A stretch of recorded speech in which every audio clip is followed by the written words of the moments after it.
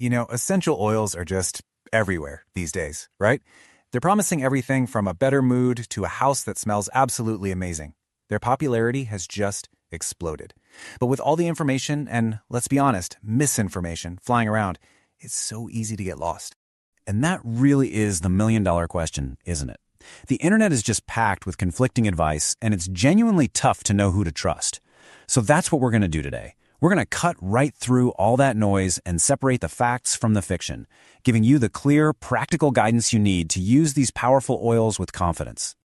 All right, so first things first, let's tackle some of the biggest myths you've probably heard, because getting these straight is really the foundation for using essential oils safely and, of course, effectively. Okay, this one is huge. You see 100% pure or maybe therapeutic grade on a bottle, and you immediately think, great, this is the good stuff. But, and this is a big but, those terms aren't actually regulated in any strict way. A bottle can say pure and still have synthetic fillers or be diluted with cheaper oils. So what's the takeaway here? It's simple. You can't just trust the label. You got to look for proof. So, what kind of proof are we talking about? Well, this is where something called GC/MS testing comes in. Think of it like a chemical fingerprint for the oil. This scientific test breaks down the oil to its exact chemical makeup, proving it's the real deal and free from any nasty contaminants.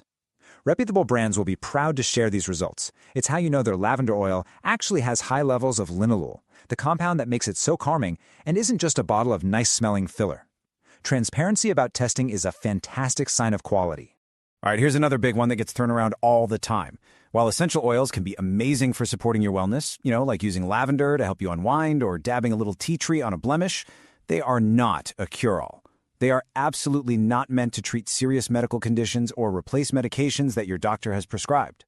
Exactly. The key here is to see them as partners in your wellness journey.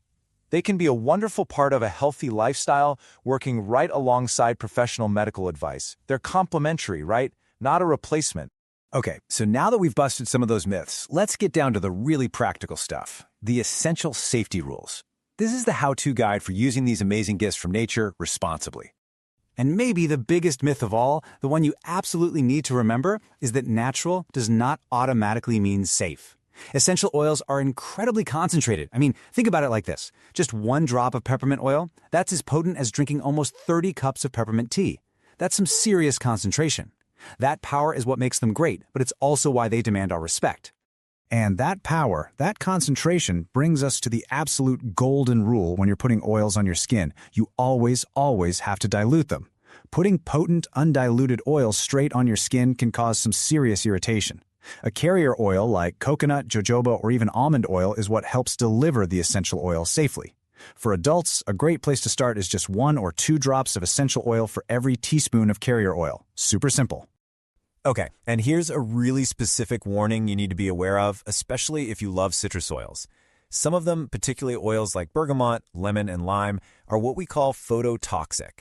Basically, they have these natural compounds that have a bad reaction with sunlight, and it can cause something that looks and feels like a nasty sunburn or even blistering. The safe move? Just avoid direct sun on that patch of skin for at least 12 hours after you've applied them. It's also super important to remember that some groups need extra care. If you're pregnant or using oils around kids, you need to talk to a healthcare professional first, and they always require much heavier dilution. And please, be so careful with your pets. Cats especially are really vulnerable because their bodies can't process certain compounds, which can make some oils, like tea tree, potentially toxic. When in doubt, just check with your vet. All right, now that we've got the super important safety stuff down, let's get to the fun part. Let's explore 2 of the easiest and most effective ways to bring all those amazing benefits into your daily life. So diffusing.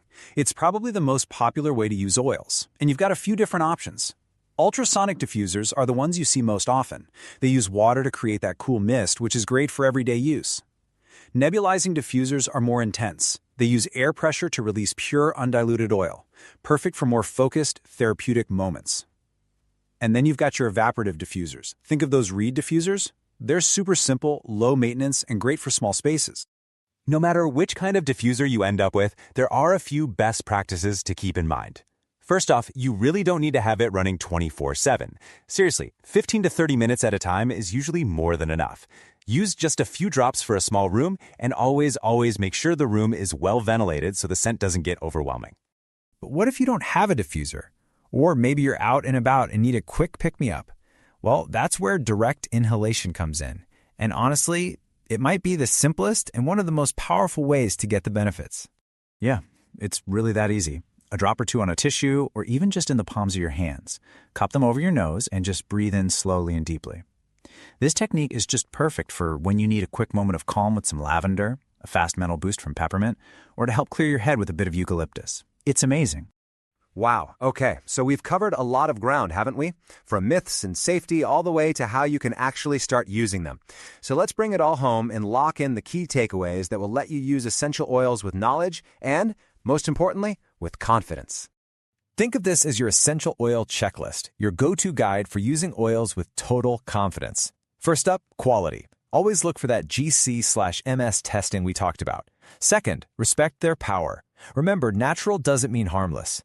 Third, the golden rule. Always dilute for topical use. And last but not least, just start simply. You don't have to get complicated. Master diffusion and inhalation, and you'll be off to a fantastic start. You know, this quote really says it all. Essential oils truly are an incredible gift from nature, and they offer so many potential benefits for our well-being. Our job is just to learn how to use them with the care and respect they absolutely deserve.